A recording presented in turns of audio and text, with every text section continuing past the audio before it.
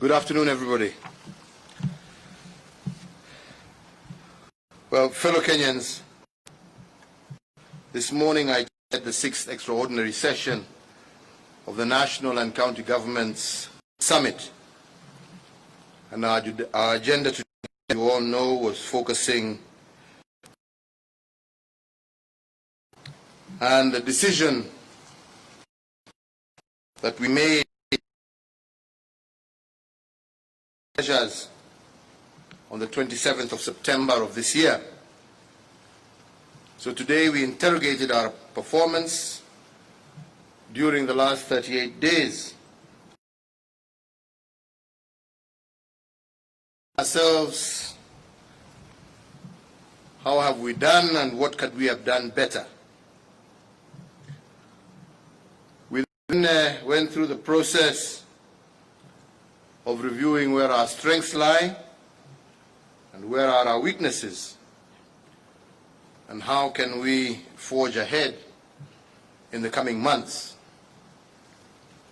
Today being the 38th day since we eased the COVID measures of 27th of September, we must agree that our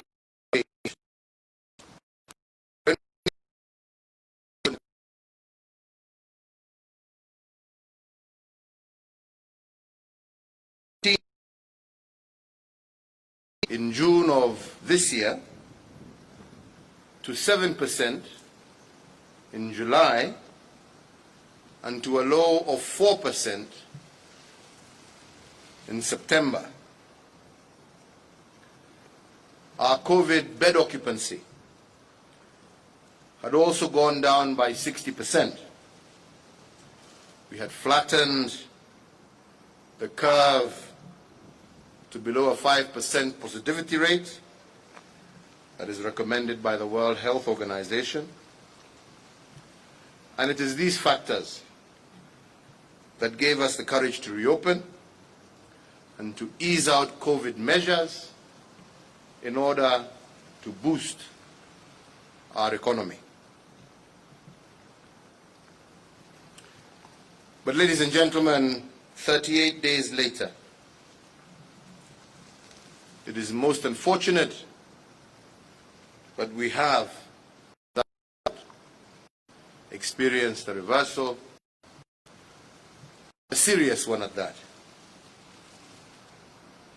If our COVID bed occupancy had gone down by 60%, giving us the comfort to reopen as we did in September, the occupancy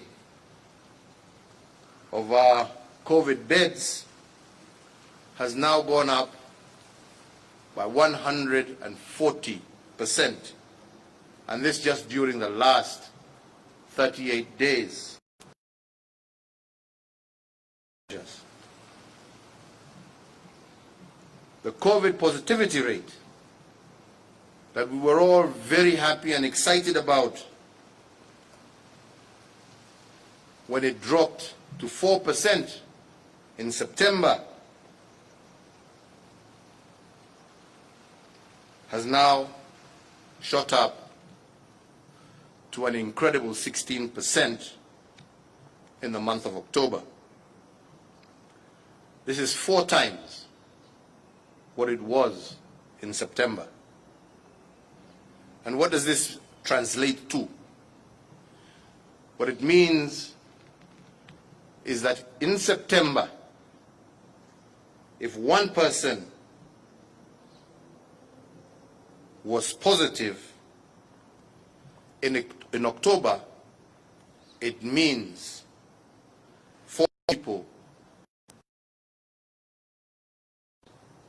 are positive. That is almost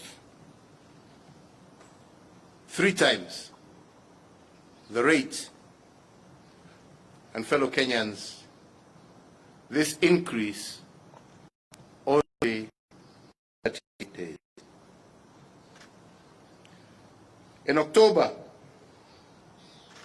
alone, we had over 15,000 new cases of corona infections and approximately 300 deaths. And these statistics coming from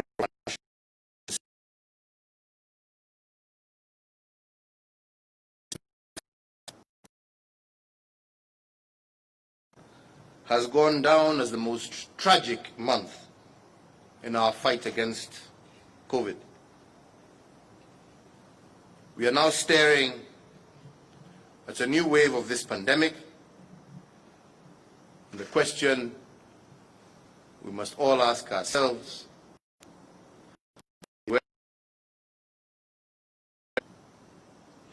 and what could we have done differently? Although the second wave of this pandemic, we accept, is a global affair, the last 8 months have taught us a few lessons that are useful in combating this new surge. Firstly, our most successful fight against the virus was recorded after the measures we took on July 27, 2020. The very stringent measures saw a new fall in new cases from 4,720 during the first week of July this year to 866 new cases during the second week of September 2020. But when we de-escalated measures in accordance with the wishes of many Kenyans,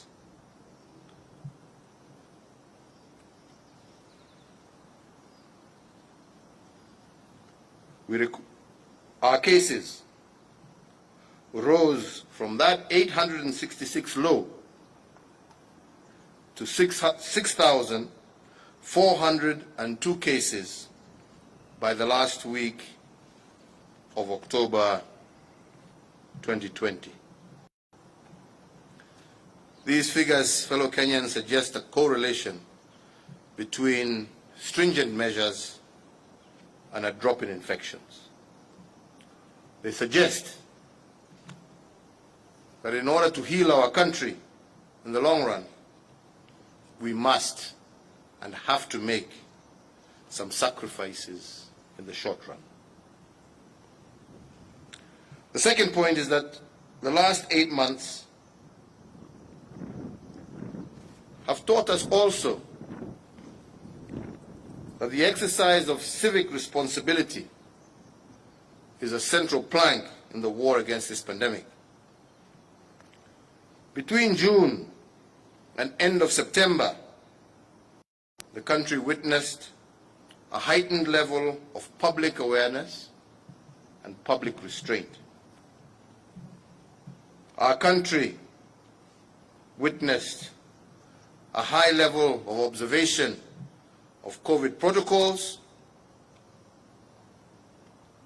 and we were aware and took our civic responsibility seriously. But after de-escalating the measures at the end of September, we as Kenyans seem to have backtracked from the practices that we learned in the early stages of this pandemic. And all of this built around the false notion that because the curve was flattening, the country was now safe and we could go back to normal behavior. And indeed, it was for this very same reason that I warned in my last COVID address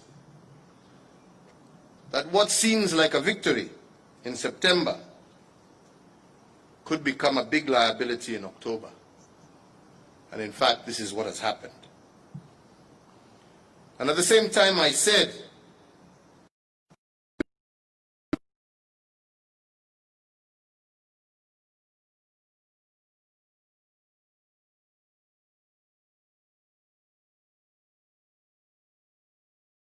also, because again, as I said, the most fragile point in any war happens at the point when victory is in sight. And this is why I emphasized that to win the overall war, the citizens have to exercise the civic duty, especially in observing the COVID protocols. The third lesson of the last 8 months has also to do with enforcement. Over this period, it cannot be gainsaid that the public has COVID fatigue, for lack of a better word. And with this fatigue, public responsiveness to COVID protocols has also greatly reduced. And this has resulted in the overstretching of enforcement agencies, basically reducing their efficacy and their ability to do their job. But I remind you once again, fellow Kenyans, as I mentioned during my 10th COVID address, that the government does not have the ability to police the morality of its citizens. We will double our enforcement efforts, but it is you, the public, that will play the most critical role. You must remember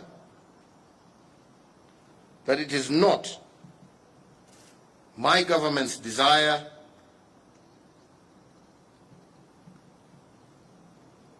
to close down our economy. We want our country to remain open. But whether or not we will remain open shall ultimately depend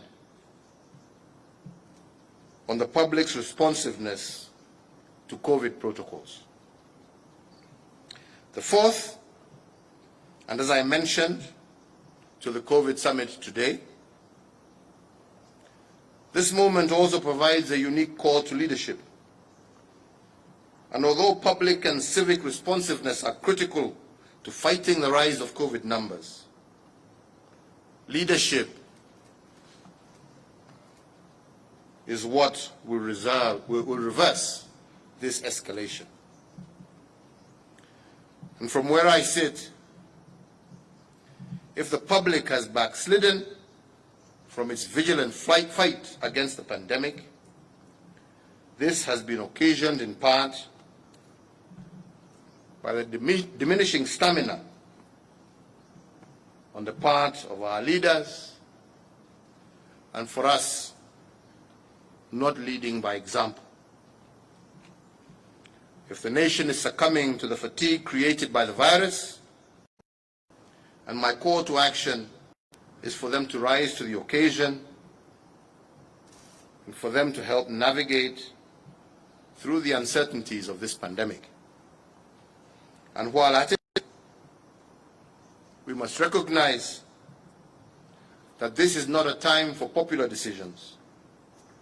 In order to appease the public, we must choose the bold over the popular if we are truly to serve our people. So therefore, fellow Kenyans, and on the recommendations of the National Security Advisory Committee, the National Emergency Response Committee, and with the concurrence of the 6th Extraordinary Session of the national and county governments, the protocol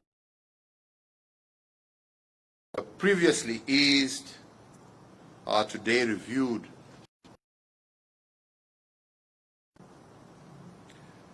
The first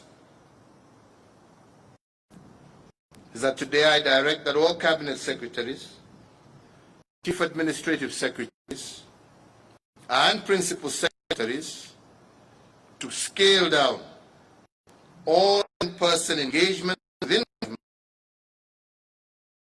steps to foster the discharge of their mandates by themselves and their officers through virtual means where possible.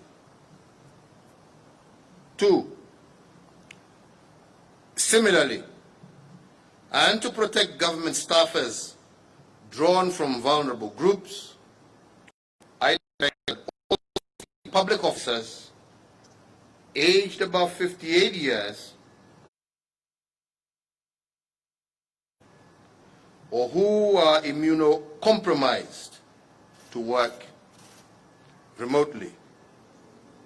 This with the exemption of those serving the nation in critical sectors. Number three, with respect to the examination classes that have already resumed learning, I hereby order that they continue with their learning and examination preparations, but under heightened health safety measures, and with that, also order that all basic education classes resuming in-person learning 2021. 4, to foster the state's preparedness towards the reopening of all classes in our learning institutions in January, I urge and encourage members of Parliament to engage their respective NGAF and CDF boards with a view of finding ways to augment the existing interventions that are geared towards the reopening of our schools. I urge them to make investments that focus on additional high points in our schools, of face masks to our children, on general sanitization in our schools,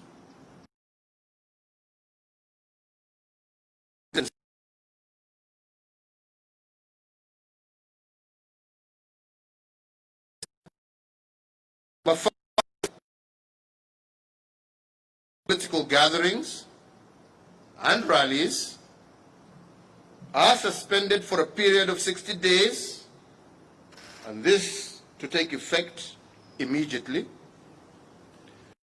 Anyone wishing to hold such meetings should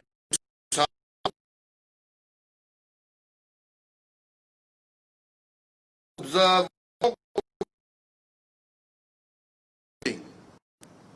limiting the attendees to 1/3 seating capacity of the hall and the wearing of face masks. And that 6, to enforce compliance at both the national and county levels, I direct the Ministry of Interior to constitute a special enforcement unit made up of the National Police Service, the National Government Administration Officers, units to jointly enforce all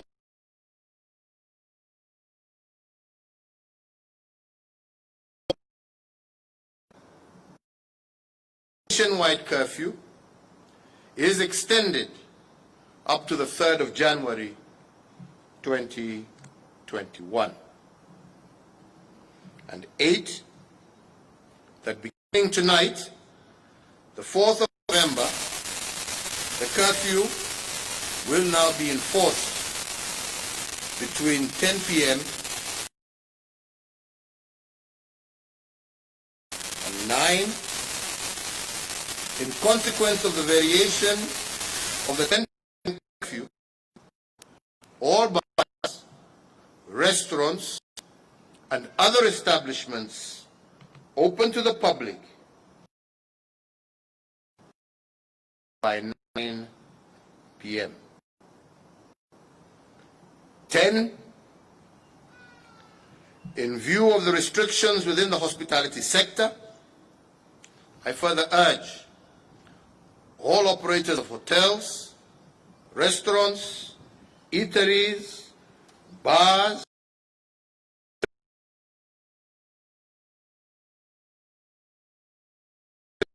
do all that is necessary to ensure enhanced compliance with the Ministry of Health's guidelines and protocols, and those who fail will have their establishments immediately shut down.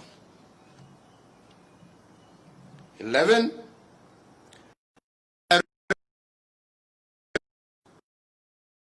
Changed. Any indoor religious gathering, other than for the purpose of a wedding or a funeral, shall have no more than 1/3 of its normal seating capacity occupied at a given sitting. The Ministry of Health guidelines remain in force. The Ministry of Interior and Coordination of National Government is hereby directed to ensure strict enforcement, and those who fail to meet those requirements will be stopped from further gatherings. And 12, county governments to maintain isolation facilities in a state of preparedness through continuous capacity building for healthcare workers, provision of adequate PPEs for healthcare workers, and continuous implementation of infection prevention control measures, and the provision of piped or portable oxygen. 13, I want to make it abundantly clear, where knowledge of COVID-19 cases in a specific county, the national government will consult the affected county to issue localized lockdowns and movement restrictions as may be necessary to stem the spread of the disease. 14, county governments and other relevant government agencies to enhance and strictly enforce all public health social measures, including hand washing, social distancing, and mandatory wearing of masks in public places,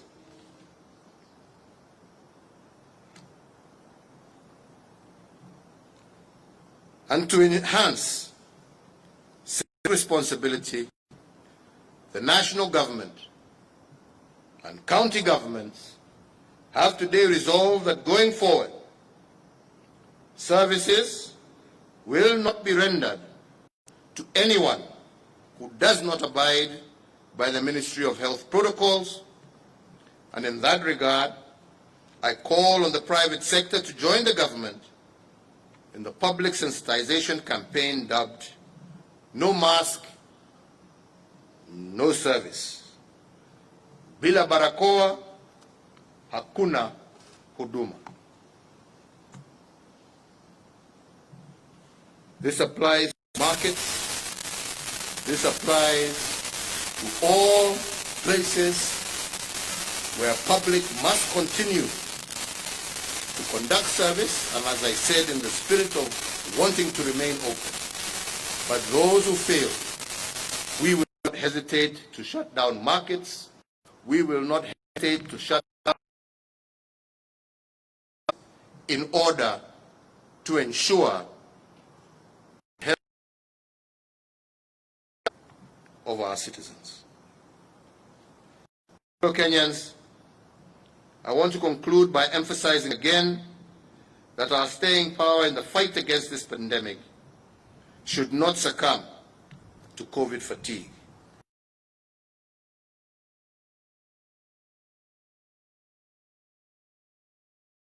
Of the health protocols goes up, enforcement becomes easy.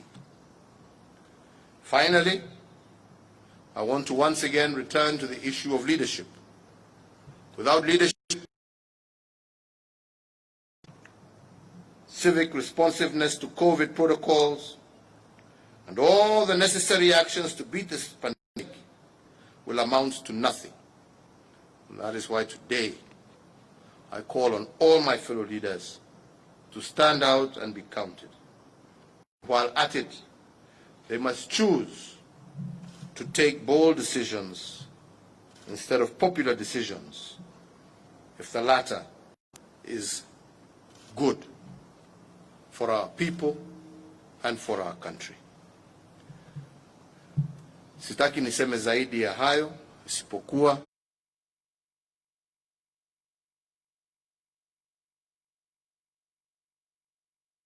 tena kusema, wenzangu wa Kenya, huu ugonjwa tuko nao pamoja. Tulitembea hii barabara miezi ya mwanzo kule mwanzoni, mpaka tukafika wakati, kwa sababu serikali na wananchi pamoja tuliweza kutimiza jukumu letu kama wananchi, tukaweza pamoja kuhakikisha ya kwamba tumefuata sheria ambayo tulikuwa tumepatiwa na wataalamu wetu wa kiafya. Na kwa sababu ya vile tulitembea pamoja, tukaweza muda mchache, kwa sababu tulikuwa tumecontain huu ugonjwa, tukaweza tena sasa kuanza kufungua, kuwezesha Wakenya na nchi yetu kurudi kazini na kuanza tena kufufua uchumi wetu. Ni wenzangu, wakati tulifanya hivyo, badala ya kuendelea na ile taratibu tulikuwa naye, badala ya kuendelea na ile taratibu ya kujikinga na kukinga wenzako, karudi ni kama huu ugonjwa umetuondokea. Vile tuwaongea leo, ni wengi ambao wananiangalia kwa runinga ama wananisikiliza kwa redio, ambao wanajua moja ama mwingine ambaye ameaga kwa sababu ya hii ugonjwa. Na nikisema huu ugonjwa unaendelea kuenea, na waambia kwa uhaki, kuna wengine wanasema ugonjwa uliisha, ugonjwa hauko, kule hakuna. Mimi nataka kuambia ni Wakenya, tusichukue uhuru ambao tuko nao, uhuru wa vyombo vya habari, uhuru wa wananchi kuelezwa na viongozi wao wa serikali uhaki wa kile ambacho unaendelea, alafu mujipime na wengine ambao hawaongei ukweli ya yale ambayo yanaendelea katika nchi zao.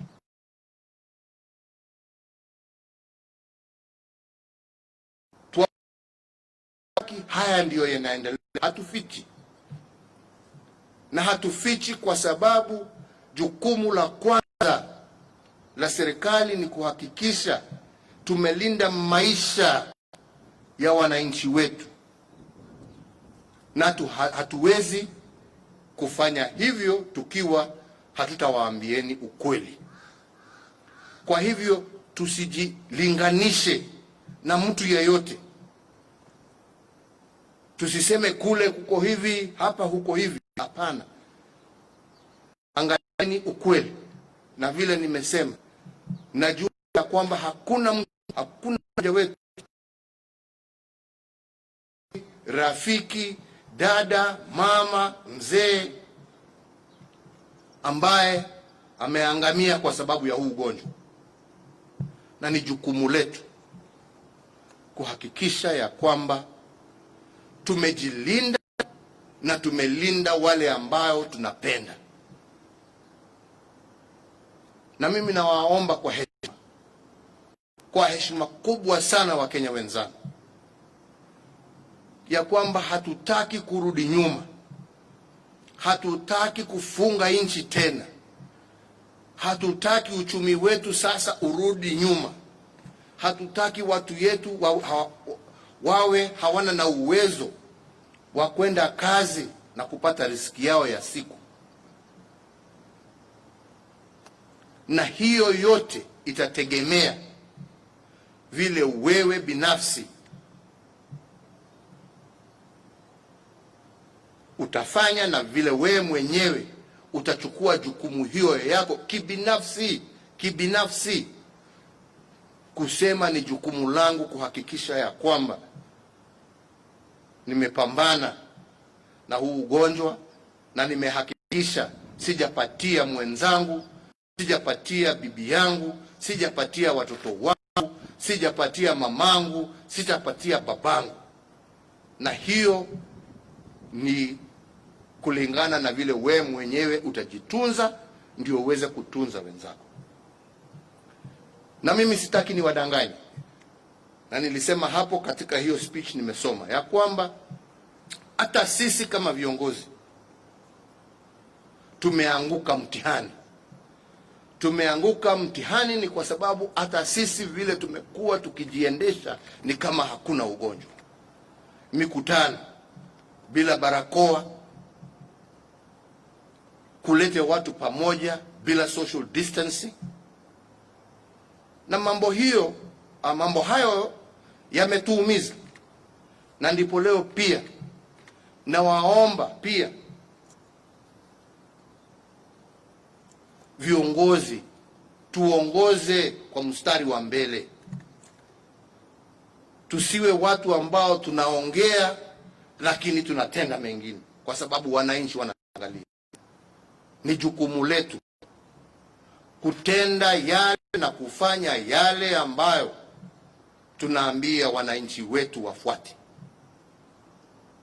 na tutachukua hatua kwa yeyote ambaye hatafuata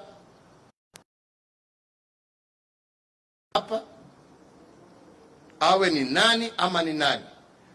Tuasema maisha ya Wakenya kwanza, mambo mengine baadaye. Kwa hivyo Wakenya wenzangu, niwaombe tena nikimalizia, tafadhalini tuje pamoja tupambane na hii jangwa la korona,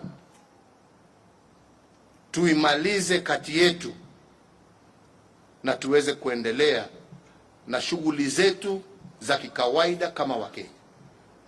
Lakini tusipofanya hivyo na huu ugonjwa uendelee kuenea na kuchukua maisha ya wananchi wetu, hatakuwa na budi isipokuwa kwenda zaidi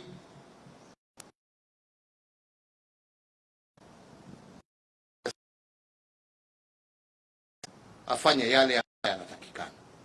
Kwa hivyo nawaomba tufanye kwa hiari yetu, tufanye kwa sababu ya mapenzi ambayo tuko nayo na Wakenya wenzetu. Tusijipende, tusahau tuko na wenzetu. Tujikumbuke kama Wakenya na tutembee barabara hii kama Wakenya na tusaidiane kama Wakenya. Na nyinyi wenzetu waandishi wa habari, yangu ni kuwaomba watu wetu, tusaidieni kutambua yule amekataa kufuata, yule kiongozi expose us, show us out. Show us out. Call us out. Even we as leaders, if we fail in doing and practicing that which we preach. Because that is the only way we shall save our country. That is the only way we shall deal with this disease.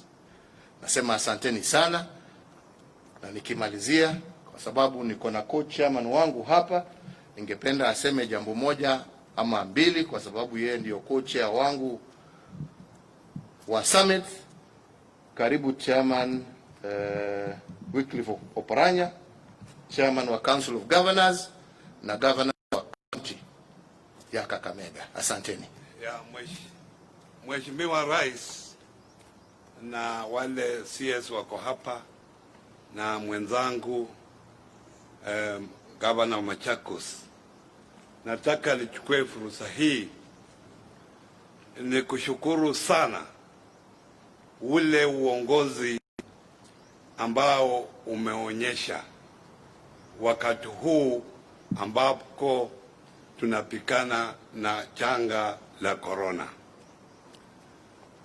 Kwa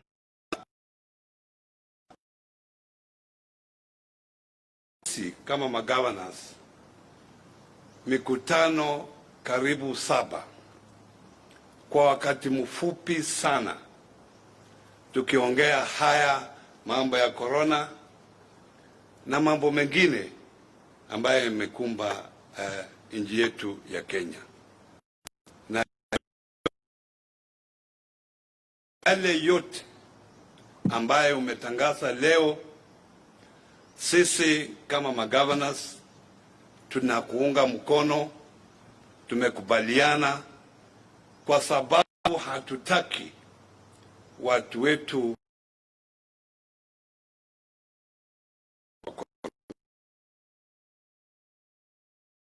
shall continue supporting you on this particular issue.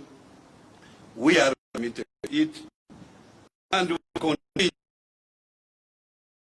all the Kenyans to be careful, to take care of themselves, others, as we move forward as a country. Asanteni.